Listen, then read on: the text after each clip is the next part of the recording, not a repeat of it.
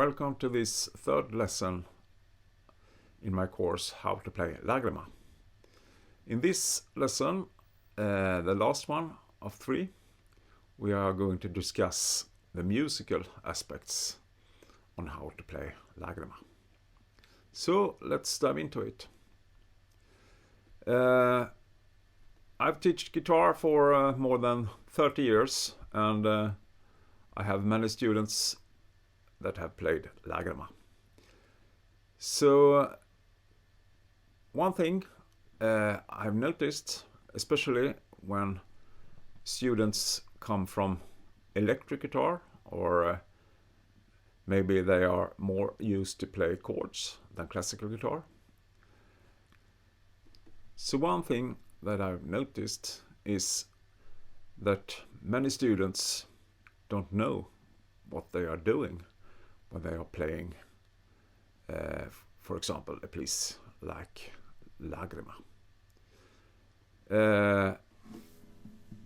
And what are you actually doing when you are playing Lágrima? Well, if I play the first 2 bars,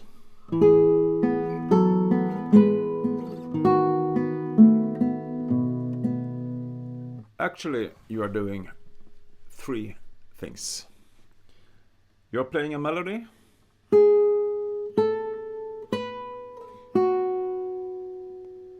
you are playing the bass,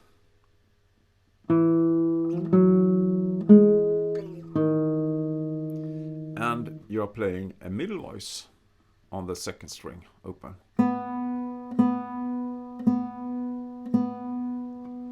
And these 3 voices, if you play them together, they sound like this.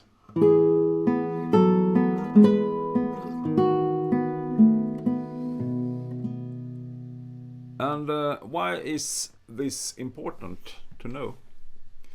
Well, in general, when you play classical guitar or fingerstyle guitar, you have to be aware of and know what is the melody and what is not the melody.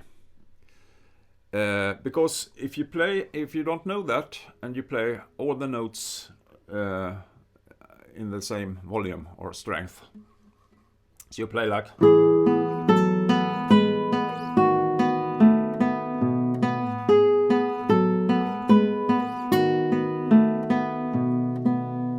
it's not very nice to listen to a guitarist that play this way.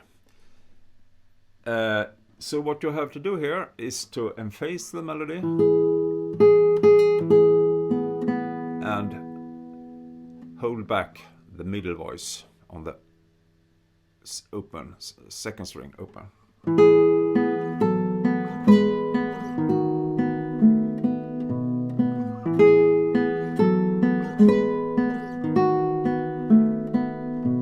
And in the first lesson I showed you my way to do this, and my way, what I do is that I play appoggiando on the 1st string, a rest stroke.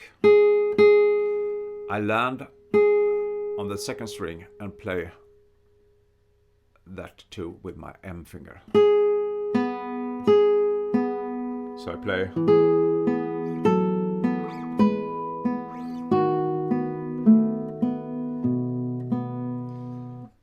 this way.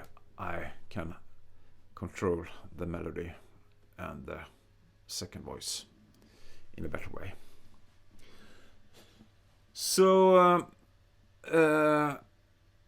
this is one thing to ponder on when you play this piece and other pieces too. Another thing is the tempo, because if I play the same tempo all the time,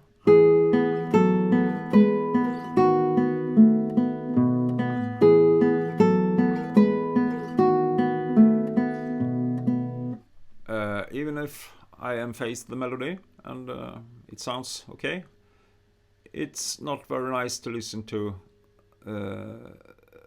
this either, because in romantic music and other music too, but especially in romantic music, and Lágrima is a romantic piece, it's very common to play different tempos in different bars. So if I play the first bar,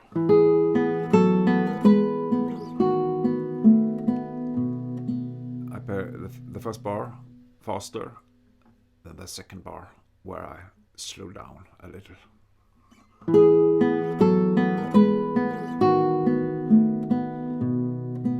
And I can also play stronger and more smooth.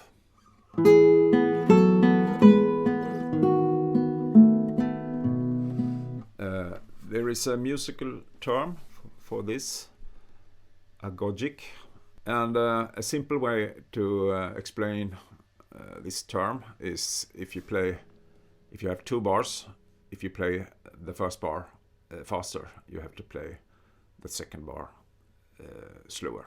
more slowly. Of course, it can be more than 2 bars, so the tempo curve can be up and down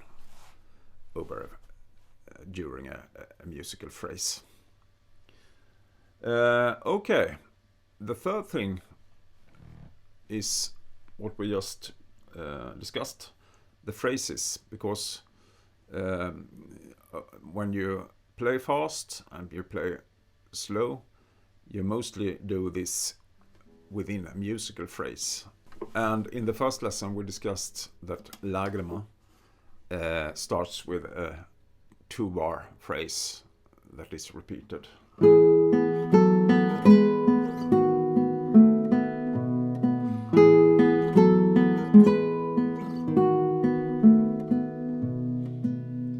And after that, when we come up here, the next phrase is 4 measures. So here I play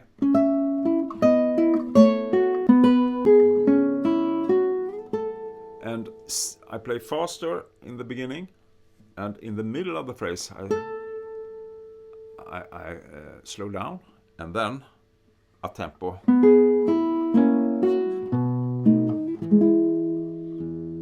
Once again.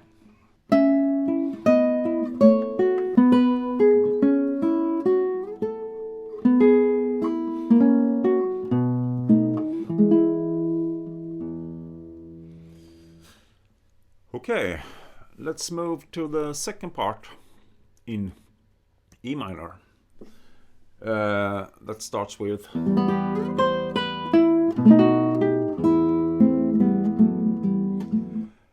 in the second part, it is not that obvious as in the first part that the melody is the most important thing.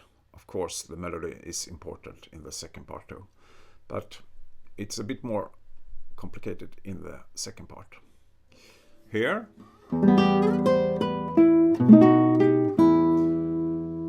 it's quite obvious. It's melody with chords. But then there is a middle part that, of course, is important. And I think when you come here, the next phrase, because in the second part, the first phrase is not repeated. It's 2 separate phrases. So when you come here to the second phrase,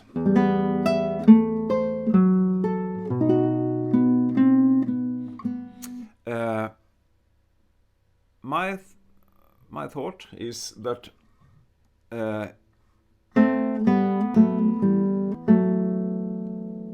this middle voice continues here.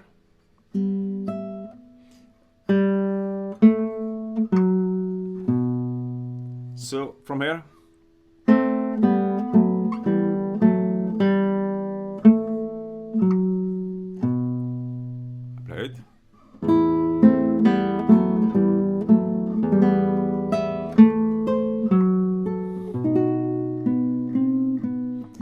So for me, of course, the melody is important, but equally important is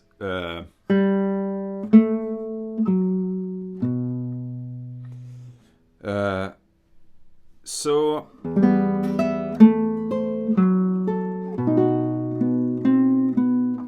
and you have this middle voice that from here is more like in the first part. It's melody that is the important thing, especially when you come here. It's only a bass and a melody.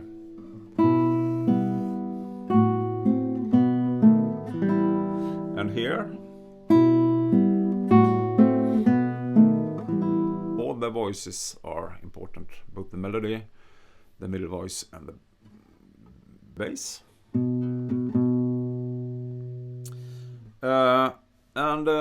As regards the tempo in the second part, I think the first two phrases is much like in the first part. You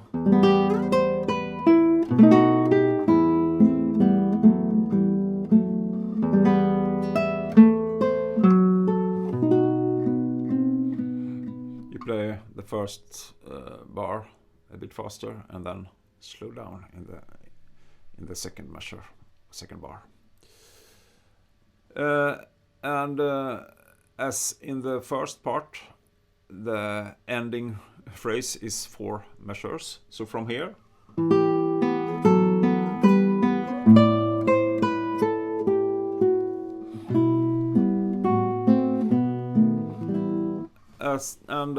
precisely as in the first part, I slow down in the middle of the phrase. So here I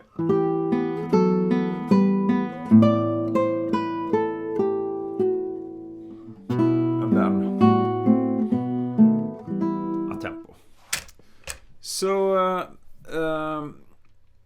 there are similarities between the first and the second part of Lágrima, but in the second part I think that the middle voices are equally important as the melody in another way than in the first part. My intention with this lesson was not a quick YouTube tutorial, more like a private lesson where I showed you how to play Lágrima step by step. So I hope you enjoyed it, and my intention is to publish more courses on other pieces. So subscribe and hit the bell so you don't miss when I publish a new course. See you. Bye.